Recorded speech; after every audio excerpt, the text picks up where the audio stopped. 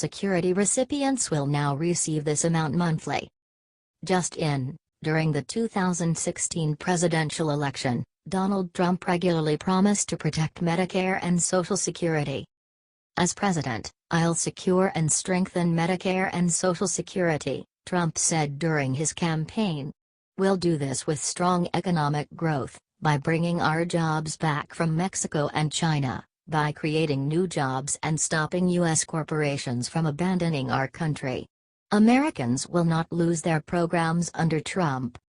Now, he's delivering on his promise on even a larger scale. Trump reportedly just announced that monthly payment is increased to $1,360 for single recipients and $2,260 for married couples. In addition, Social Security recipients who still work will be able to earn more this year without being penalized. Thanks to Trump, recipients under 65 can earn up to $16,920 and those turning 66 can earn as much as $44,880, up $3,000 from 2016. To top it off, Trump is bringing an unprecedented number of jobs back to the U.S. and the economy is booming. You can visit the official Social Security website for more details on monthly payment amounts. Share this story if you're proud to have Donald Trump as your president.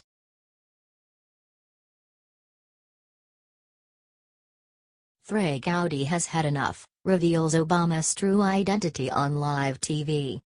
Representative Trey Gowdy went on Fox News this week to state that key surveillance programs won't be reauthorized by Congress until inquiries concerning intelligence unmasking are replied.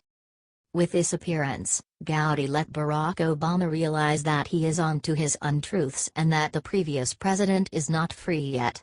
Gowdy won't rest until he has gotten to the base of this. At a House Intelligence Committee hearing yesterday in the Russia investigation, Gowdy asked previous CIA Director John Brennan about the issue. Gowdy told Bill Hemmer toward the beginning of today that he and different administrators still need more data on the techniques for unmasking the identities of Americans grabbed in foreign surveillance by U.S. intelligence agencies.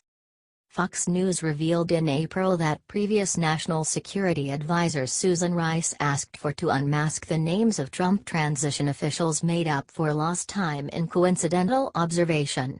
The data was then purportedly disseminated to top insight and national security authorities. Gowdy said, "That is a privilege to be able to request that a U.S. person's name be unmasked. I want to know who's making the request, and what is the evidentiary basis of that request. And if it's late in your tenure, like the day before you leave office, that should send off alarms and sirens in your head as to why that person did it." Gowdy said key parts of the Foreign Intelligence Surveillance Act won't be re-established before they terminate at year-end unless the American individuals are fulfilled that their security is going to be safeguarded.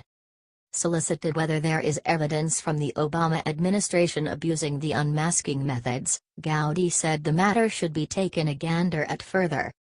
Gowdy said he's as yet sitting tight for answers about what happened late in the Obama administration, yet is not blaming the previous president for spying on the Trump team. What do you think about this? Do not hesitate and write your thoughts in the comment section below. Thank you for reading. HT Fox News.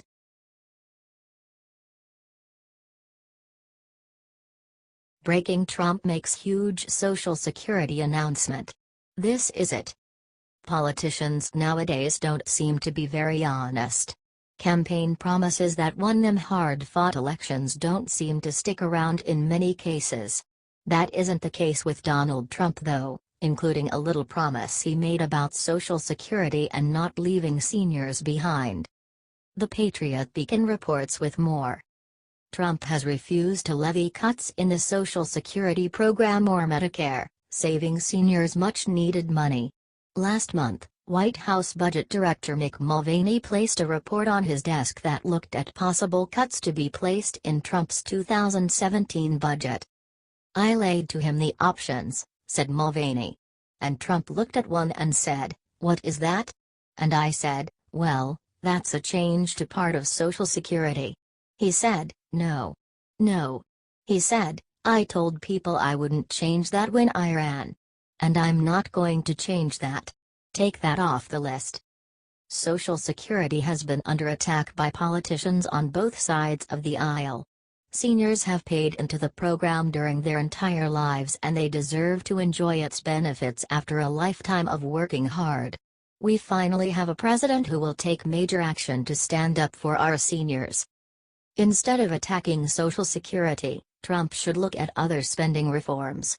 Fraud in the food stamps program alone is at an all-time high, costing taxpayers over $800 million annually.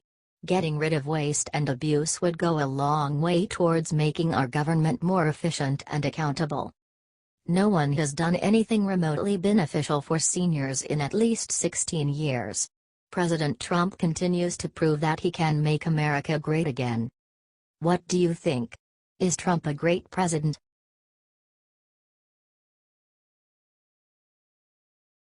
Breaking: Trump U.S. District Attorney to pursue treason charges against Barack Obama. Democrats and Obama may soon find themselves in hiding now that President Trump is going at them with full steam. Trump administration to charge Barack Obama with treason, saying that no one is above the law. When Donald Trump was sworn in a U.S. president, he signed an executive order that reversed a previous order signed by Barack Obama just days before he left office that removed Dana Boente from his position behind the Attorney General as second in line. Dana Boente was bumped down the power scale without explanation from Obama, but with his renewed authority, he now says he will bring charges against any liberals or Democrats that are working to undermine the president.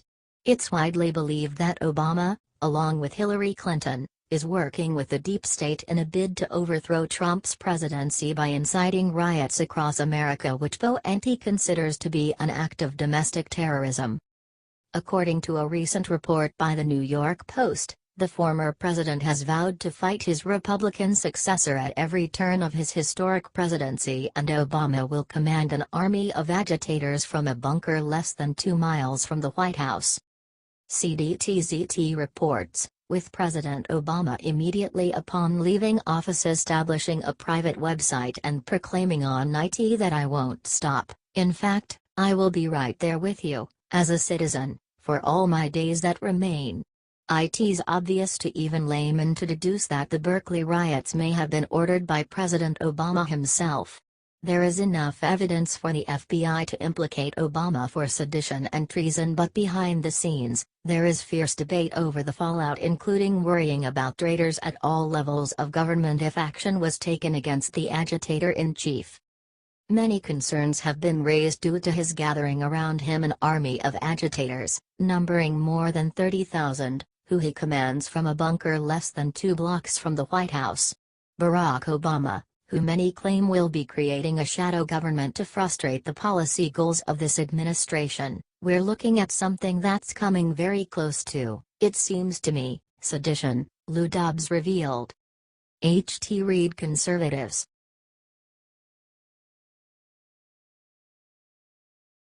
Huge reveal. Bill Clinton's sickness finally revealed. Obviously, this family is cursed. Sources near the Clinton family say that Slick Willie, 40th President of the United States and ceaseless con artist, will be fortunate to endure the finish of the week. The Clinton family, including developed relatives and individuals from the Rodham clan, have been documenting into Little Rock all week, where Bill is apparently disabled at the living arrangement joined to his presidential library. From an article in the Political Insider, writers Darwin Porter and Danforth Prince share the enormous uncover, in their new book, Bill and Hillary, So This Is That Thing Called Love. The authors interview Clinton insiders who claim that Bill slept with so many women that Hillary Clinton has repeatedly forced him to get an HIV test from the doctor. This is because the former president favored unprotected sex. And while the first tests came back negative, HIV and AIDS might explain an ongoing mystery. Over the years, both Clintons have kept their medical records a secret. Clinton has explained his rapidly changing appearance to his heart surgery and new diet, but he has looked increasingly thin and weak at Hillary campaign rallies. Being somebody who has had direct experience viewing a relative die from AIDS, this writer can testify that Bill Clinton seems as though he is near entering the last stages and is hanging on for dear life. Hillary gives off an impression of keeping the family doctor close within reach, regardless of the possibility that for no other explanation than the old soul harvester might stalk her as well. The way that they're reserving rooms and staying around probably means they're hoping to need to remain for a burial service. The Clintons have said that they would reject any state entombment or national function if anything somehow happened to transpire amid the Trump Organization, as they fear what he may state amid the administration. As per a Clinton spokesman, Donald Trump is mean and vindictive. If something were to happen to one of the Clintons, he could demand to speak at a national service, and who knows what kind of disrespect would come out of his childish mouth. On the off chance that the gossipy tidbits are valid, an administration would be held at the Arkansas State House after Clinton burns through 2 days lying in state in the arboretum at his library. The Trump family would not be welcomed. This is a developing story that will be updated.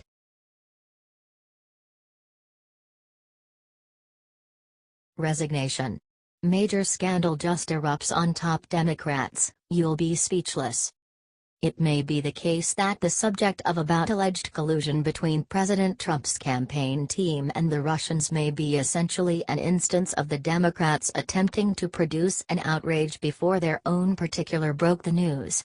It's a pleasant attempt, however, one that is bound to disappointment when you have people like Hillary Clinton in your party. Furthermore, for reasons unknown, there is a pack more Democrats that will be encountering all the wrong kind of attention too. Congresswoman and previous chair of the DNC Debbie Wasserman Schultz is at the focal point of an embarrassment that may catch her, as well as some of her Democratic partners too. Her IT staff member has been arrested on bank fraud charges as he was endeavoring to flee the country. He and his family worked for other Democratic administrators who may get caught in this web too. What's more, he might be blameworthy of something beyond bank fraud. It's not been a simple time for Debbie. In the first place, she was constrained out as a chair of the DNC. Presently, Republicans, as well as a kindred Democrat, is requiring her to leave from the House. With the arrest of her longtime IT staffer this week as he tried to leave the country, U.S. Representative Debbie Wasserman Schultz, D. Weston, is drawing fire from the left and right. Tim Canova, a liberal law professor who challenged Wasserman Schultz in the 2016 Democratic primary and has filed a lawsuit against her again in 2018, noted the arrest of Imran Awan in a fundraising letter sent Tuesday. He accused Wasserman Schultz, who kept Awan on her payroll after he was barred from the House computer system in February, of trying to obstruct the investigation of Awan and others. I have also been calling on Wasserman Schultz to resign from her household seat, and I have pointed out the obvious, that as long as she is in public life, the Democratic Party will flounder and the people of South Florida will be ill-served in Congress, Canova wrote in the fundraising pitch. Clearly, there is much more going ahead here than one congresswoman's IT assistant playing it recklessly with some bank transactions. Parties are attempting urgently to shroud something. Crushed hard drives were estimated from this IT staff member's living residence by the FBI, and she has been edgy to keep an individual tablet out of the hands of law enforcement workforce.